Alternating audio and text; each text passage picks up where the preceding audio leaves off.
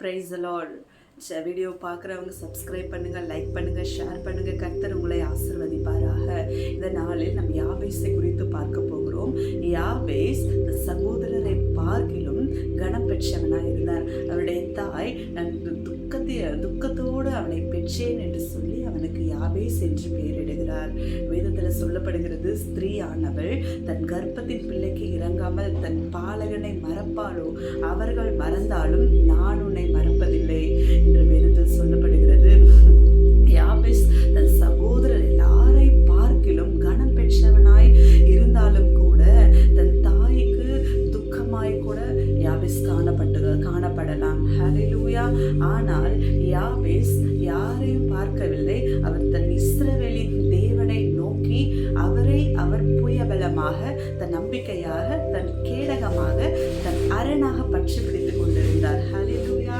இதனால யாபேசால ஜெபிக்க முடிகிறது. இஸ்ரவேலின் தேவனை நோக்கி, சேனைகளின் கர்த்தரை நோக்கி யாபேஸ் ஜெபிக்கிறதான இந்த 4 காரியங்களை குறித்து பார்க்கலாம். 4 காரியங்களும் எவ்வளவு அழகான வார்த்தைகளை கொண்டு யாபேஸ் ஜெபிக்கிறார். அருமையானவர்களே, ஜெபிக்க முதலாவது சொல்லுகிறார், தேவரீர் என்னை ஆசீர்வதித்து. ஹல்லேலூயா. அவர் யாக்கோபை ஆசீர்வதித்த தேவன், அவர் ஆபிரகாமை ஆசீர்வதித்தார், அவர் ஈசாக்கை ஆசீர்வதித்தார். அது போன்று அது நன்காய் அறிந்திருந்த யாபேஸ் தான் சொல்லுகிறார், தேவரீர் நீங்க என்னையும் ஆசீர்வதிங்க. ஆமென். என்னை ஆசீர்வதித்து. 2வது அவர் வைக்கிறதான அந்த விண்ணப்பம், என் எல்லையை பெரிதாக்கி. ஆமென். சங்கீதத்துல சொல்லப்படுகிறது, என்னை கேளும், அப்பொழுது ஜாதிகளை உமக்கு சுதந்திரமாகவும் பூமியின் எல்லைகளை உமக்கு சொந்தமாகவும் கொடுப்பேன் என்று தேவன் சொல்லுகிறார். அப்பொழுது என்ன செய்ய வேண்டுமாம்? கேளும். ஹல்லேலூயா. யாபேஸ் சொல்லுகிறார், என் எல்லையை பெரிதாக்குங்க. ஆண்டவர் கேட்க சொல்றாருல, யாபேஸ் கேட்கிறார், ஃபர்ஸ்ட் என்ன ஆசீர்வதிங்கப்பா, எல்லையை பெரிதாக்குங்க. 3வது என்ன காரியம் சொல்லுகிறார்? உமது கரம் என்னோடு இருந்து. ஆமென்.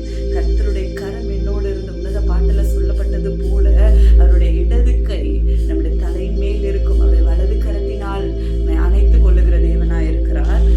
அதைத்தான் யாபேஸ் நன்று அறிந்தவராய், உமது கரம் என்னோடு இருக்கட்டும், அந்த கரம் என்னோடு இருந்து எல்லா காரியங்களையும் நடத்த வேண்டும் என்று சொல்லி அவர் விண்ணப்பம் பண்ணுகிறார். அது மாத்திரமல்ல, 4வது விண்ணப்பமாய் யாபேஸ் சொல்லுகிறதான ஒரு காரியம், தீங்கு என்னை துக்கப்படுத்தாதபடி அதற்கு என்னை விலகி காத்தருளும் என்று வேண்டிக் கொண்டான். ஹல்லேலூயா.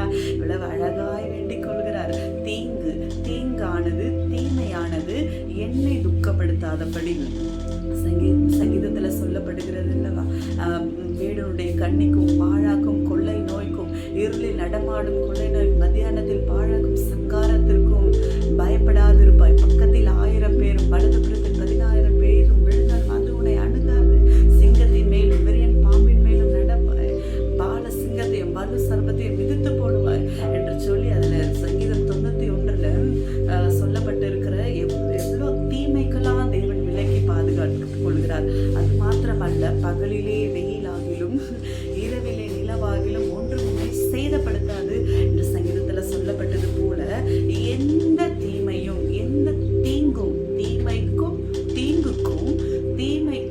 என்னை துக்கப்படுத்தாதபடி, எந்த காரியமும் என்னை துக்கப்படுத்தாதபடி அதற்கு என்னை விலக்கி காத்தருளும் என்று சொல்லி எவ்வளவு அருமையாய் நேர்த்தியாய் ஜெபிக்கிறதான இந்த யாபேசை குறித்து நாம் பார்க்கிறோம்.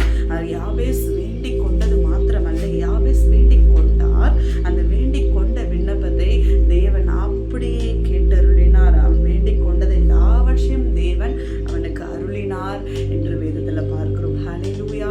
இன்றைய நாளிலும் கூட எப்படிப்பட்ட ஜெபம் நம்முடைய வாழ்க்கையில அத்தியாவசியமாய் தேவைப்படுகிறது. ஹல்லேலூயா.